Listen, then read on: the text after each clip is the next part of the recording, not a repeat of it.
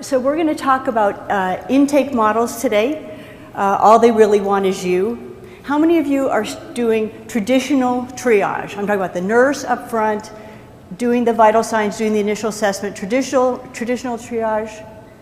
Anybody got some things that even you will admit seem ridiculous? Like, are you doing spouse abuse screening, HIV testing screening? What the heck? How'd we get doing those up at the front of an ER visit?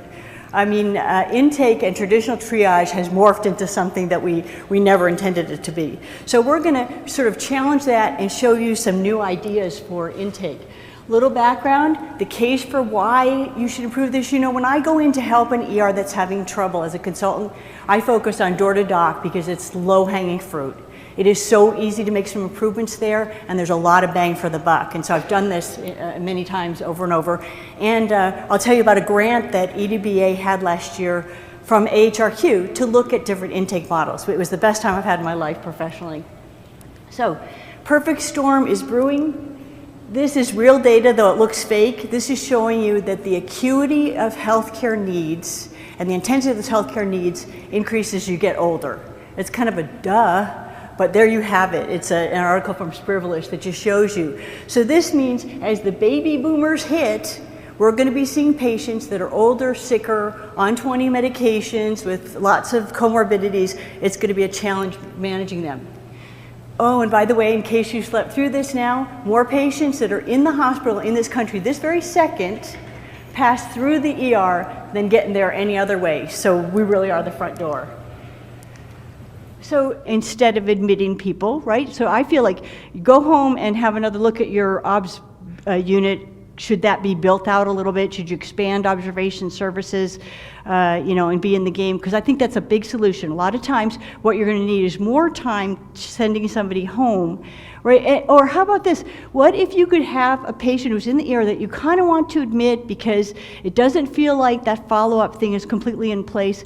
What if you could send them to your urgent care, your low acuity center, or your ER first thing in the morning during the quiet hours for that follow-up again? You know, why not? Anybody else got some thoughts? How could we play this game? See, I think we are uniquely positioned to get in this and be part of this, be part of the solutions. What about anybody got a call center at their hospital? Do you do, like, ask a nurse or something like that? And you know these are woefully underutilized, right? Especially there are very many places where they have someone sitting there 24 hours a day and they get very few calls.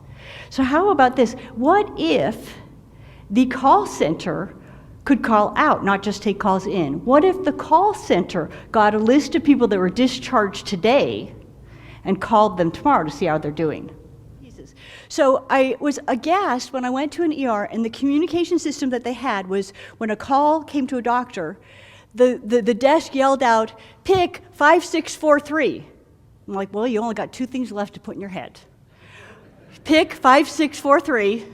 Can you remember the patient's name and age? But then you're not going to remember what you wanted to say anyway in the call. And yet our systems where we work are fraught with this type of design. That's a really bad design, right? And you know what the solution was? It was so easy, it was dumb. They just came in and programmed those lines. So now it was Dr. Welch, call 12. Dr. Welch, call on line 3. You know, just a simple thing to remember, to go, not pick, so there's a task, and 4 numbers, and then you get on with it.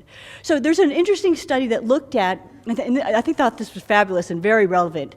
So the EMTs give report to the staff in an ER, and then they saw how much could people remember 5 minutes later.